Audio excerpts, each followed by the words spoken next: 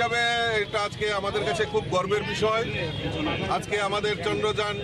৩ যেভাবে সফলতার সঙ্গে আমাদের চাঁদের দক্ষিণ মেরুতে যেভাবে সফলতার সঙ্গে ল্যান্ডিং করেছে, এটা ভারতবাসী হিসাবে আমরা গর্ববোধ মনে করি যে আমরা ছোটবেলা থেকে শুনতাম একটা গানের পন্থী,